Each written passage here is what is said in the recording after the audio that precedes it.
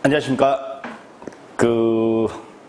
지난 시간에 스마트키하고 이모빌라이저를 촬영을 제가 했었고요. 이제 두 번째 시간에는, 현장에서 또 가장 많이 접하고 흔한 고장을 많이 유발할 수 있는 에어백 시스템을 또 정리를 해갖고 올라왔습니다. 예, 제가 이제 에어백 시스템을 한 것은 제가 이걸 잘해서 그런 건 아니고요.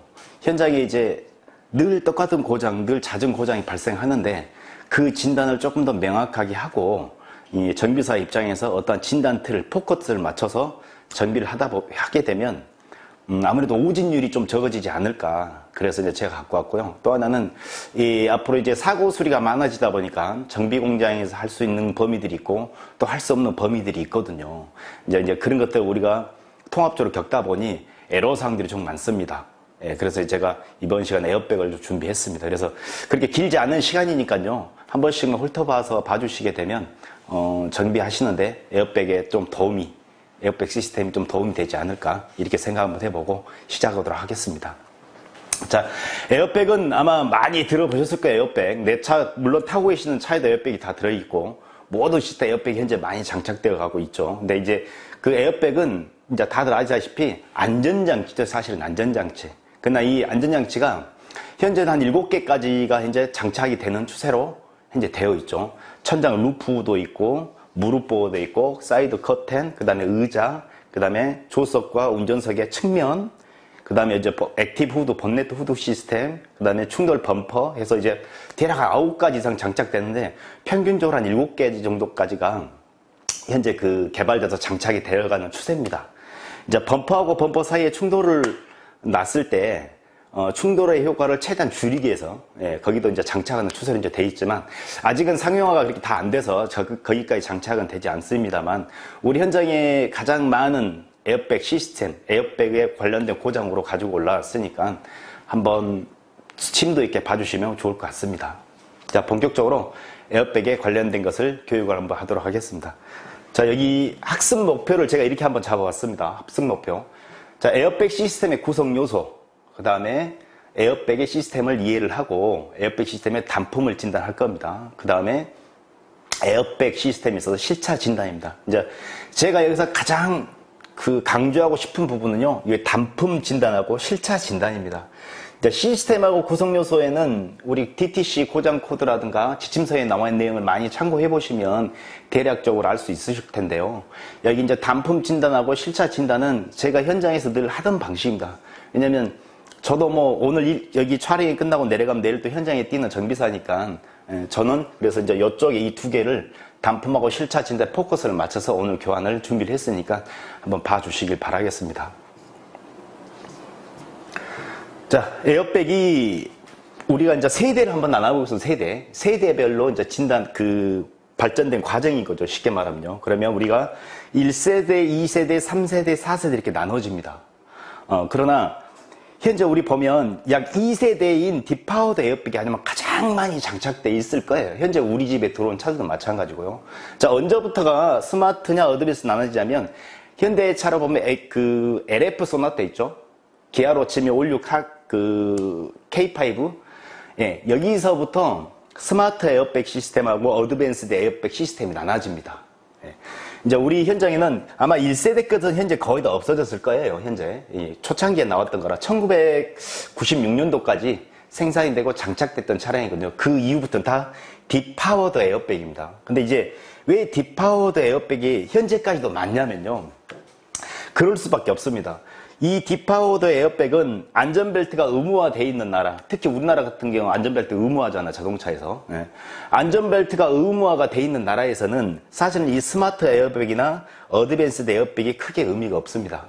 즉, 에어백을 터뜨리기 위해서 안전벨트를 매야 되는 게 중요해요. 안전벨트를 매줘야지만 에어백이 터졌을 적에 2차적인 피해가 발생하지 않는답니다. 그래서 딥파워드 에어백이 현장에 가장 많이 아마 들어올 거예요. 그 다음에 이제 스마트 에어백이고 그 다음에 어드밴스드 에어백이 되겠습니다.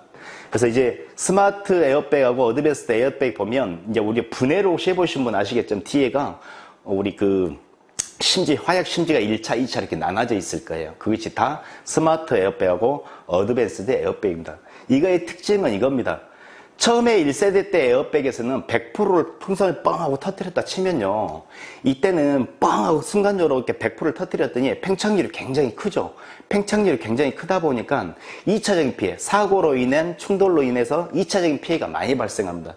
그때 이제 가장 많이 발생했던 게 이 안면 돌출, 그 다음에 눈, 그 다음에 목 이쪽으로 가장 많은 사고가 있었답니다. 2차적 충돌로. 그래서 얘를 100%는 너무 강하다 싶어서 디파우더 에어백이 나오면서 체구가 작은 사람도 보호하기 위해서 옛날보다 팽창률을 약 20에서 30%를 줄여놓은 에어백이 됩니다. 이제 그만큼의 옛날보다 약간 말랑말랑하다고 좀 이해해 주시면 될 것 같아요. 근데 얘 갖고도 안 돼서, 사실 얘 갖고도 안 돼서 밑에 이제 나왔던 게 스마트하고 어드밴스인데요. 얘네들은 나중에 이제 제가 뒤쪽에서 지도 한번 보여드리면 아시겠습니다만은, 북미, 미국하고 캐나다에 있는 사람들 때문에 사실 이게 개발이 된 겁니다. 왜냐면 그 나라는 에어백 있는 차량에 안전벨트를 잘 착용하지 않습니다. 이제 우리나라에 계시는 모든 분들 의무화이다 보니까 안전벨트 착용이 거의 습관처럼, 저 역시도 마찬가지 습관처럼 이렇게 차지 않습니까? 근데 그 나라에서는 그 시스템이 그러한 관련 법규가 없어 나서 장착을 하지 않는답니다. 그래서 이제 그로 인한 사고가 많이 나기 때문에, 안전벨트를 착용하지 않아도 그 시점을 그 컴퓨터가 인지를 해서 그 사고가 났을 때 팽창을 할 수 있게끔 만들어진 게 바로 스마트하고 어드밴스드라고 이해하시면 될 것 같습니다. 자, 지도 한번 봐보겠습니다. 현재 이렇게 돼 있습니다. 전 세계적으로 보시면 이쪽에 여기 그 주황색으로 돼 있는 게 어드밴스드 적용 국가예요. 그러면 캐나다하고 미국 빼고 나머지는 다 어떻습니까? 대부분 다 디파우더 에어백을 다 장착하고 있습니다. 현재 우리 집에 들어온 차들도 마찬가지고요. 예. 그렇게 이해를 해주시면 좀 더 쉬울 것 같습니다. 우리가 그 에어백에는 굉장히 많은 부품이 들어갈 것 같잖아요. 근데 사실은 그렇게 많은 부품이 들어가지 않습니다. 어떻게 보면 가장 시스템이 쉬우면서도 쉽게 할 수 있는 것 중에 하나가 또 에어백일 수도 있거든요. 대신에 이제 에어백은 제일 중요한 게 뭐가 되겠습니까? 바로 옵션들입니다. 옵션. 이 차가 무릎에 에어백이 있는지, 커트에 있는지, 루프형 에어백이 있는지, 이런 옵션만 장착된 건 내가 알게 되면 사실 에어백은 그렇게 어려운 것이 아니고요. 여기 보시다시피 제가 단면도를 갖고 왔는데 단면도를 보시다시피 그렇게 많은 부품이 들어가지가 않습니다. 여기 보면 이제 다 아실 겁니다. 전 판넬에 붙은 임팩트 센서, 프론트 임팩트 센서, 좌측에 하고 우측에 하나씩 붙어 있고요. 사이드 임팩트 센서 양측에, 요즘에는 또 압축으로도 보죠. 그 다음에 이제 중간에는 ACU, 컴퓨터 모든 걸 통과하는 정보 주체가 ACU가 장착되어 있습니다. 그래서 이제 ACU는 여러 가지 정보를 통해서 에어백을 터뜨릴 것을 결정하는 유일하게 컴퓨터가 되겠습니다. 컴퓨터가. 그 다음 이쪽에 입력 라인을 한번 보겠습니다. 입력 라인은 프론트 임팩트 센서, 그 다음에 사이드 임팩트 센서, 그 다음에 OSC, 승객 구분장치. 시트에가 우리 앉는 시트 있죠? 그거가 열선만 있는 것이 아니라 그 아래에가 무게를 감지하는 그 소자까지 다 들어있습니다. 그래서 승객이 탔는지 안 탔는지를 감지를 합니다. 그 다음에 또 하나는 버클 센서. 우리가 뭐냐면 에어백을 안전벨트를 체결하게 되면 우리 클럽에 또 꼽잖아요. 클립에다가. 그 센서까지도 이제 다 장착 여부를 ACU가 모든 거 총괄한 다음에 출력 요소 이렇게 동작을 합니다. 여기서 희한하게 프리텐셔너가 출력으로 들어있잖아요. 이제 나중에 제가 뒤에서 동영상을 보여드리겠습니다만 이 프리텐셔너도 요즘에는 사람이 사고로 인한 충격으로 충돌을 받고 나면 앞으로 튀어나가지 않습니까? 이렇게 튀어나가는 것을 안전벨트가 프리텐셔너 한 번 더 당겨줍니다. 그래서 2차적으로 튀어나가는 충격을 흡수하기 위해서. 그래서 얘가 출력 요소 이렇게 들어와 있습니다. 자, 이것처럼 사실은 에어백에서는 그렇게 많은 부품이 소화되지가 않습니다. 필요치 않아요. 그러나 얘네들은 시스템도 마찬가지고 그렇게 어려운 것들이 아니기 때문에 현장에서 조금만 노력하시면 충분히 할 수 있다. 예, 이 정도로만 이해해 주시면 될 것 같습니다. 제가 아까 서두에 말씀드린 것처럼요. 현재 최신 차량에는 약 7개의 에어백이 장착되어 있는 추세입니다. 현재. 자, 여기 보여있는 게 대다수고요. 이제 요즘에는 좌우 측면 사고 많다 보니까 조석에 있는 사람하고 운전석에 있는 사람 사이에 이 격벽 사이에 또 에어백이 또 들어갑니다. 그 다음에 무릎 있죠? 우리 핸들 밑에 보면 양 무릎에 들어가는 핸들 밑에. 그 다음에 보행자를 또 안전하게 지켜주기 위해서 보행자 액티브 후드 시스템, 본네트가 약 5에서부터 10cm 이렇게 위로 싹 들립니다. 그래서 이제 보행자도 지나가다 보면은 우리 횡단보도 잦은 사고 일어나죠. 보행자가 부딪혔을 때 번네트를 들어서 보행자가 2차적으로 충돌을 또 2차 충돌로 인해서 피해가 발생할 수 있기 때문에 그걸 예방하기 위해서 액티브 후드 시스템도 장착이 돼 있는 추세입니다. 현재 추세가. 그리고 이제 또 하나 이제 봐주실 게 주행 중에 전원이 오프가 되더라도 에어백 전원이 약 3분간 유지됩니다. 이건 뭐냐면 내가 이제 예를 들어서 장을 봤다고 제가 하겠습니다. 장을 보고 파킹을 넣어놨단 말이에요, 이렇게. 근데 차가 굴러갈 수도 있어요. 내리막이 굉장히 심해서. 근데 이게 차가 사람이 파킹을 넣었는데도 굴러가게 되면 사람이 무의식적으로 당황하게 돼 있습니다. 그러나 이게 아까 전원이 오프가 돼 있으니까 당연히 시동이 꺼 있는 상태죠. 근데 차량에 무게가 있어서 내리막이 심한 경우에는 브레이크를 밟도 밟히지가 아마 않을 거다고요. 그럴 때는 충돌을 했을 때 에어백을 터뜨려서 또 타 있는 탑승자를 보호하겠다는 이런 뜻입니다. 이건 아마 기아자동차가 최초로 개발했던 시스템이에요, 현재. 그래서 현재부터는 그렇게 이제 장착되어 있는 추세입니다. 그래서 상시 전원을 따로 여기 ACU의 이중전원 보조장치에서 상시 전원을 항상 공급을 합니다. 상시 전원을. 그 다음에 제가 이제 이렇게도 준비 한번 해봤습니다. 그러면 자꾸 이렇게 많은 영어들은 도대체 뭐냐 이 말이죠. 자꾸 이렇게 많은 영어들은 도대체 뭔지 제가 이거를 정리를 좀 해갖고 왔습니다. 그래서 DAB 그러면 운전석 에어백이라는 소리입니다. PAV 패시브죠, 패시브. 그 다음에 사이드, 커튼, 여기 이제 하나가 빠졌을 거예요. KAB. 이 KAB는 뭐냐면 무릎입니다, 무릎. 네, 무릎. 이게 무릎에 관련된 에어백도 이렇게 다 들어있다 이 소리입니다. 그래서 이것은 그 동영상을 시청하시면서 한 번씩 이렇게 봐주시면 좋을 것 같습니다. 그래서 용어 정리를 해놨으니까 한 번씩 봐주시고요. 왜 용어 정리가 중요하냐면요. 사실은 고장 코드가 발생을 하면요. 커튼 에어백 고장 이렇게 띄우지 않잖아요. 어떻게 띄우냐면 CAB 에어백 시스템 뭐 이상. 그죠? 회로 이상, 정, 과대, 과소 이렇게 뜬단 말이에요. 그래서 이 용어 정도는 적어도 알고 있어야 한단 말이에요. 그 다음에 임팩트 센서 이렇게 안 띄워요.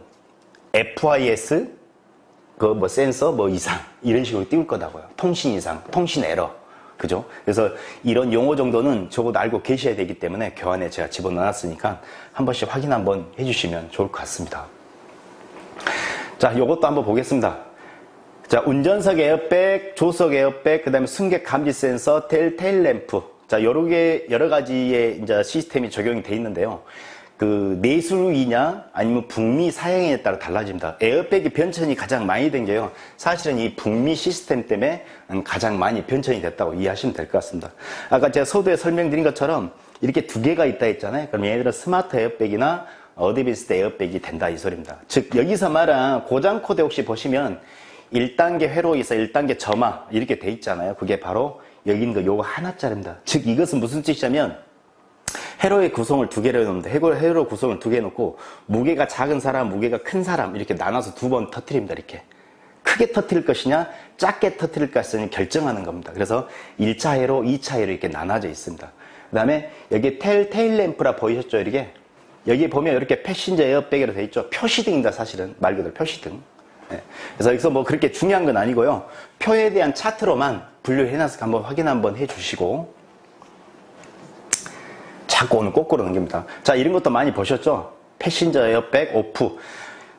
우리 글로브 박스 안에 보면요. 그 수입차들이 주로 많이 돼 있습니다. 글로브 박스 안에를 보면 이 온오프 시키는 장치 있는 거 아시죠?